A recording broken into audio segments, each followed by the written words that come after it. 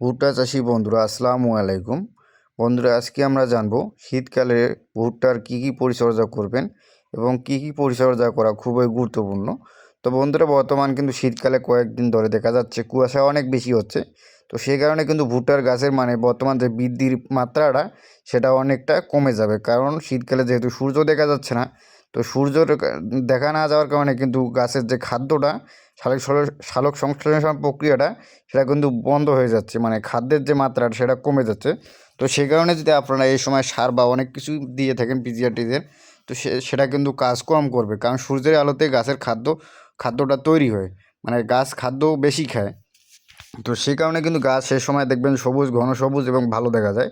তো গাছ যখন ঠান্ডা হয় ভুট্টা দেখবেন যে ঠান্ডার সময় ভুট্টা ক্ষেতের অবস্থাটা দেখবেন গাছ লাল হয়ে যাচ্ছে, আবার অনেক গাছ সাদা হয়ে যাচ্ছে। তো সেই সময় কিন্তু গাছে আপনাদের একটাই কাজ করতে হবে। সেই সময় আপনার ঠান্ডাটা রক্ষা করার জন্য আপনারা পালা কাটার জন্য একটা ওষুধ প্রয়োগ করতে হবে। সেক্ষেত্রে আপনারা পালা কাটা ওষুধের সাথে আপনারা পিজিআর হিসাবে থিওবিট স্প্রে করে দিতে পারেন। থিওবিট স্প্রে করলে হবে কি, আপনার গাছের যে বৃদ্ধিটা সেটা আপনার কন্টিনিউ থাকবে, গাছের যে বৃদ্ধির অবস্থাটা সেটা আপনার আর থেমে থাকবে না। যতই কুয়াশা হোক আবার যাই হোক না কেন, আবহাওয়া যেমনই হোক, তো আবহাওয়া কিন্তু দীর্ঘদিন কুয়াশা থাকলে গাছের এক সমস্যা আরও সমস্যা হবে।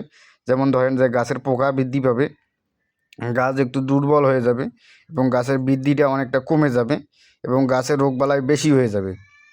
আর বিশেষ করে যেটা সমস্যা সেটা হচ্ছে আপনারা দেখবেন যে গাছের উপরের আগার পাতাটা, মেইন পাতাটা, সেটা দেখবেন যে ধীরে ধীরে সাদা হয়ে যাচ্ছে। সেটার মূল সমস্যা হচ্ছে সেটা খাদ্যর সমস্যা, কারণ রোদ রোদ কম হয় গাছের যে প্রক্রিয়াটা, খাদ্যটা রোদ কিন্তু গাছের জন্য খুবই উপকারী। রোদ না হলে যে কোনো ঘাস হোক আর গাছ হোক, আবার ভুট্টার গাছ হোক, যাই হোক না কেন, দেখবেন যে সেই গাছগুলো সুস্থ থাকবে না বা বিভিন্ন রোগে আক্রান্ত হবে। যেমন এই সময় গাছগুলো যদি রোদ না পায়, দেখবেন যে গাছের গোড়ায় পোকা আক্রমণ করছে, আগালের দিকে পোকা কেটে দিচ্ছে, গাছ সাদা হয়ে যাচ্ছে, লাল হয়ে যাচ্ছে। তো এরকম সমস্যাটা হতেই পারে। তো যখন আপনাদের আবহাওয়া একটু অন্যরকম পরিবর্তন হয়ে যাচ্ছে, ঠান্ডা বেশি হচ্ছে, কুয়াশা বেশি হচ্ছে, তখন আপনারা পালা কাটার স্প্রেটা করে দেবেন এবং সাথে পিজিআর প্রয়োগ করে দেবেন। পিজিআর হিসেবে আপনারা থিওবিটা প্রয়োগ করে দিবেন। তাহলে আপনার গাছটা কী হবে, বা বৃদ্ধির হারটা যেটা সেটা কন্টিনিউ থাকবে, সমান হারে চলতেই থাকবে। এবং দীর্ঘদিন কিন্তু আবহাওয়া খারাপ থাকলে এই সমস্যাটা দেখা দিতে পারে, কারণ ওষুধ তো আর সবসময় আপনার গাছকে ধরে রাখার মতো ক্ষমতা রাখবে না। কারণ দীর্ঘদিন আবহাওয়া যদি খারাপ হয়, আপনার গাছটা পুরোপুরি একদম স্থির হয়ে যাবে, যতদিন আপনার আবহাওয়া ভালো হবে না আর কি।